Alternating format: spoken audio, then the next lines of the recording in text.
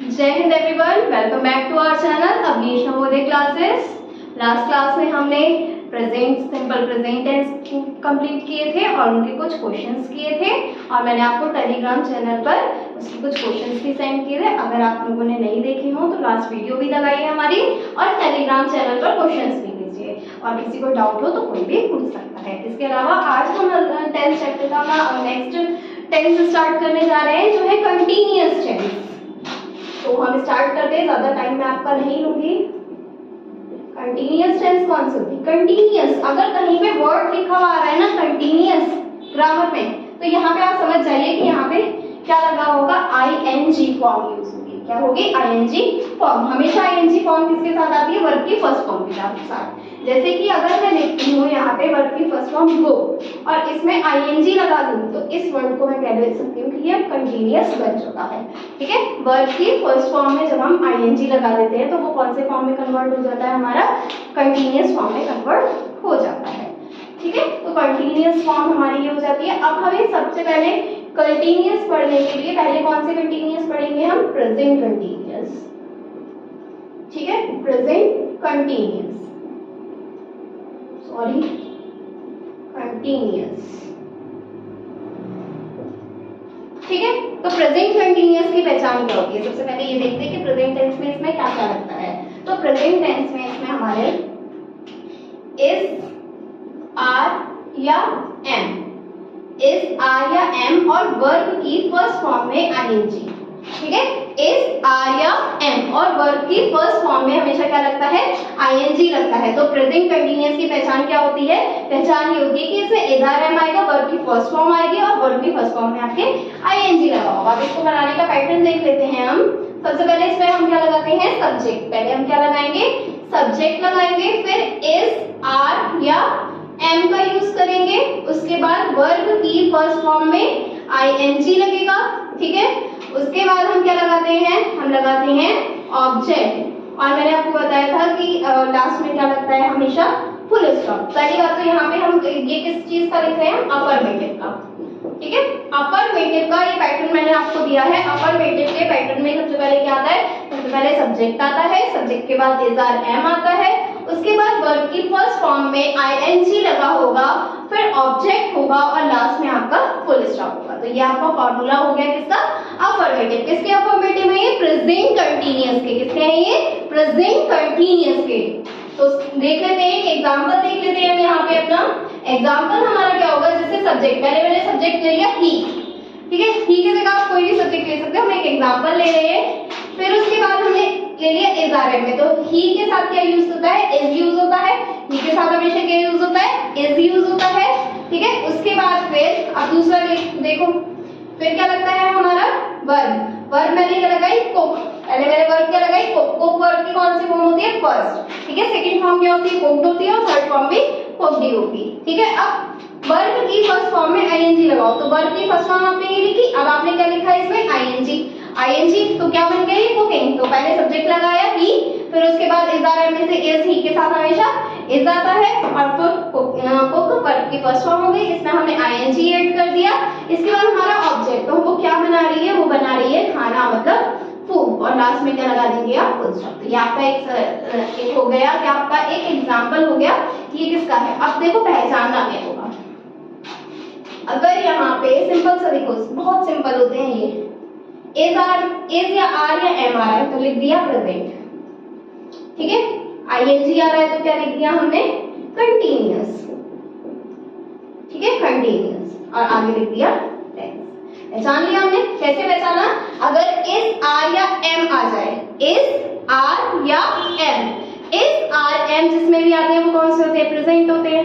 Continuous कौन से होते हैं? कंटीन्यूअस वो होते हैं जिसमें आईएनजी लगता है। जिसमें क्या लगता है? जिसमें आईएनजी लगता है। तो प्रेजेंट कंटीन्यूअस टेंस होते हैं जिसमें इज, आर, एम के साथ आईएनजी आ जाए, वर्ब की फर्स्ट फॉर्म में आईएनजी आता है, वो सब कौन से होते हैं? प्रेजेंट कंटीन्यूअस टेंस होते हैं। अगर ये आपका नेगेटिव होता तो यहाँ पे आप क्या यूज करते? नॉट का यूज करते। तो इसी को हम बना लेते हैं, he is not cooking the food. ठीक है, बस क्या है इस वाले की यही जैसा है वैसा ही रहेगा, बस यहाँ पे इज, आर, एम के बाद क्या लग जाएगा? नॉट लग जाएगा। ठीक है। अब इसी का अगर मुझे इंटेरोगेटिव बनाना हो तो मैं कैसे बनाऊंगी, इसी का अगर मुझे इंटेरोगेटिव बनाना है तो मैं यहाँ से इस और एक को स्टार्टिंग में कर दूंगी।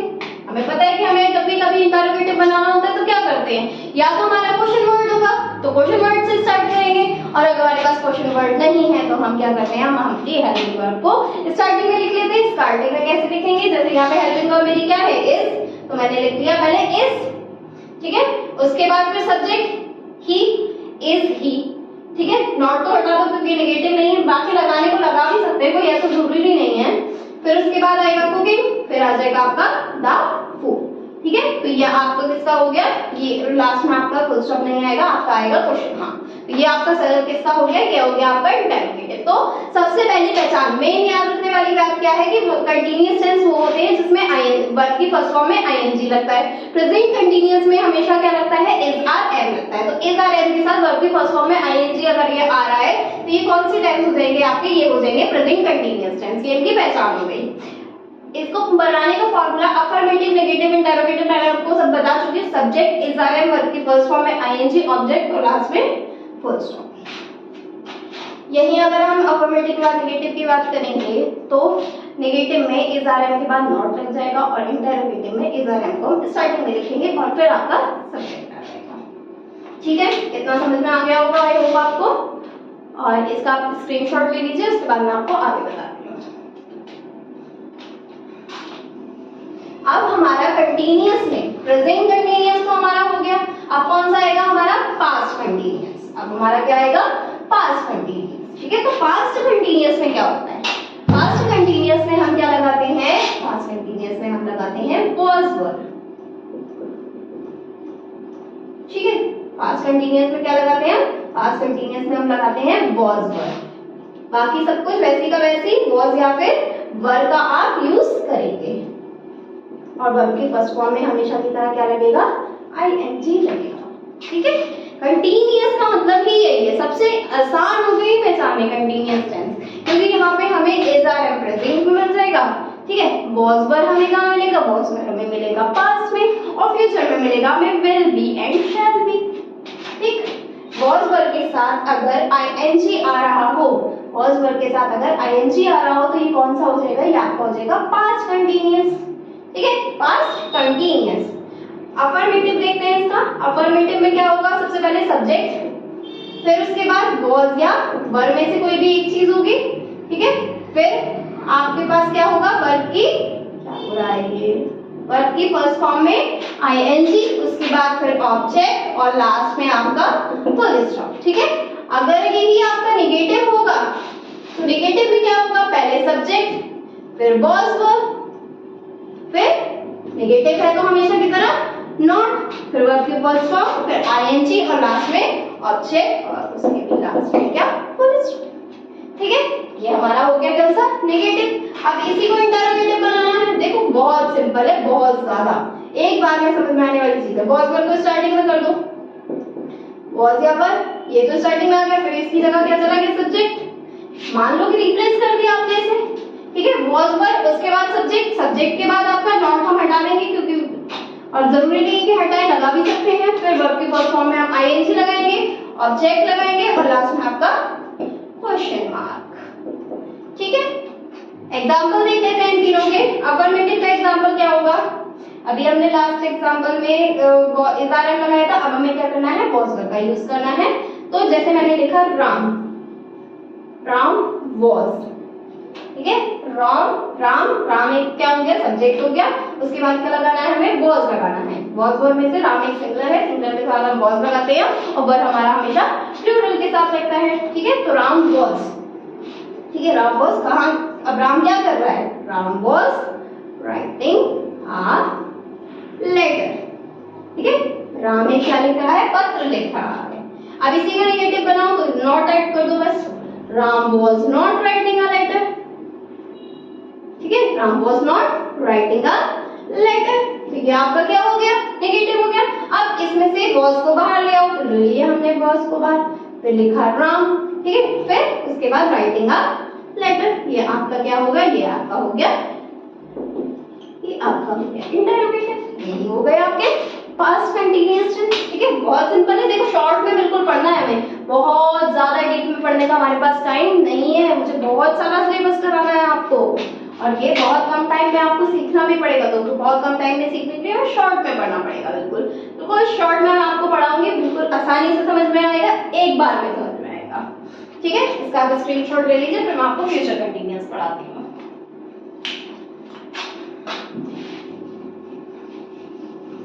फ्यूचर कंटीन्यूअस, फ्यूचर मतलब क्या होता है? फ्यूचर का मतलब होता है जो चीज आगे होने वाली है, जो चीज आगे होने वाली होती है उसको क्या कहते हैं हम? फ्यूचर। कोई भी बात, जैसे मैं अब बात करूं कि टेंसेस के बारे में बात करती हूँ, तो पास्ट वो है जो बीत गया, पास्ट क्या है? जो बीत गया, और प्रेजेंट क्या है?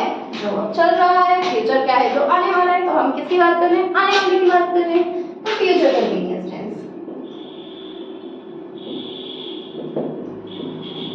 फ्यूचर कंटीन्यूअस टेंस क्या पहचान होती है इसकी? इसकी पहचान ये है कि यहाँ पे विल बी या शैल बी आता है। क्या आता है? विल बी या शैल बी। और कंटीन्यूअस है, कंटीन्यूअस का मतलब क्या होता है? आईएनजी। तो अगर विल बी या शैल बी के साथ आईएनजी आ जाए तो ये कौन सा होगा आपका? Future continuous tense. ये कौन सा होगा आपके लिए?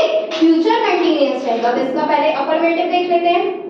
ठीक है, अफर्मेटिव में सबसे पहले आप क्या लगाते हैं? हमेशा सब्जेक्ट, फिर विल बी या शैल बी। ठीक, उसके बाद फिर वर्ब की फर्स्ट फॉर्म में क्या लगता है आपके लिए? वर्ब की फर्स्ट फॉर्म में हमेशा आईएनजी लगेगा, क्योंकि तभी तो ये कंटीन्यूअस बनेगा। फिर आ गया ऑब्जेक्ट और लास्ट में आपका फुल स्टॉप। ठीक है, ये आपके लिए हो गया अफर्मेटिव का फॉर्मूला।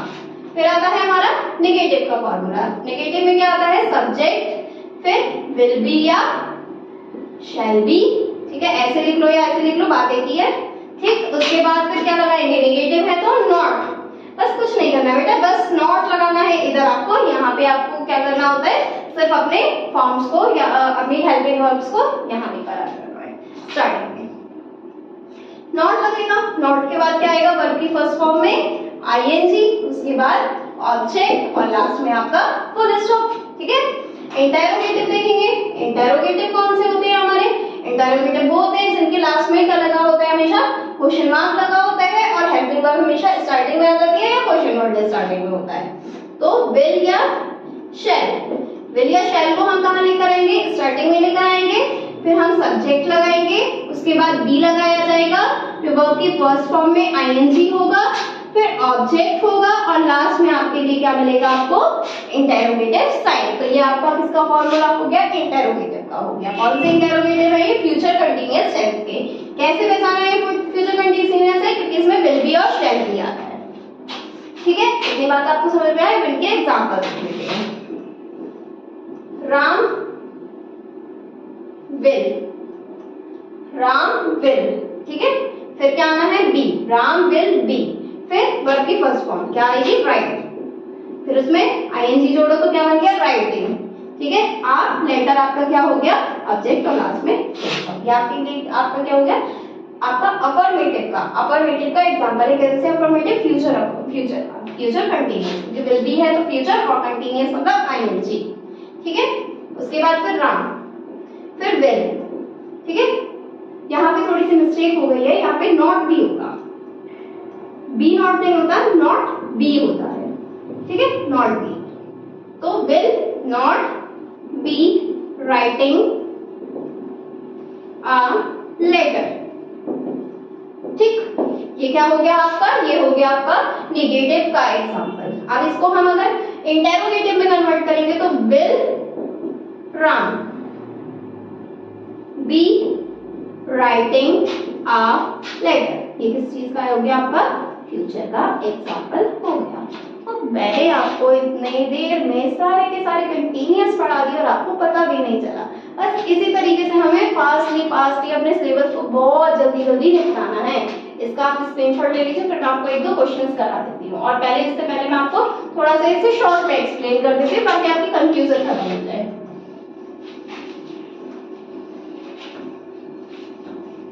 तो हम शॉर्ट में लेके चलते हैं। ठीक है, शॉर्ट में किस तरीके से हम छोटी छोटी चीजों को रिकॉल करेंगे। रिकॉल मतलब थोड़ा सा रिवीजन ले लेते हैं कि हमने अब तक क्या क्या पढ़ा था। रिवीजन कैसे लेंगे? जैसे कि मैंने आपको बताया कि कंटीन्यूअस। ठीक है, कंटीन्यूअस कौन से होते हैं?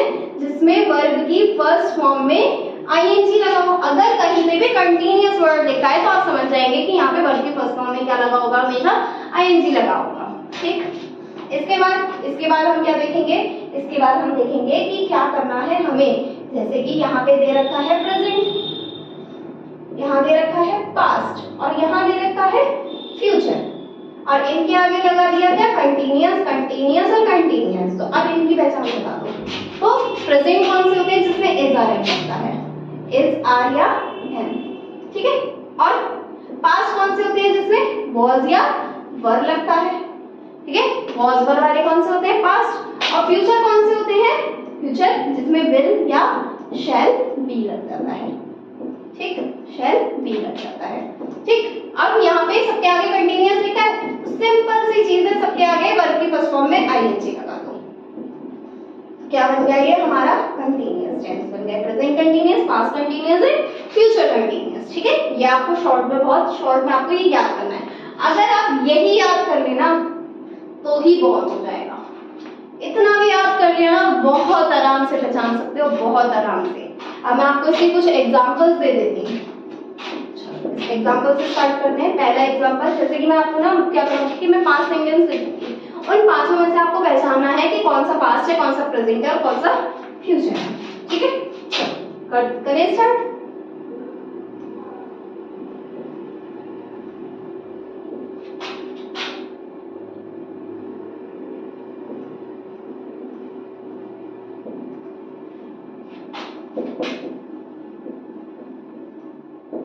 ठीक है, Sheela was swimming in the pool. Second वाला हमारा क्या है, सेकेंड वाला हम लिख लेते हैं, चलो कुछ सोचे।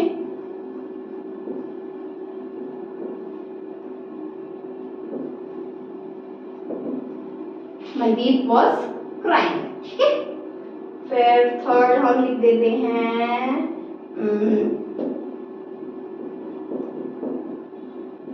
अर्पित इज रीडिंग द बुक, ठीक है। He will be going to the market.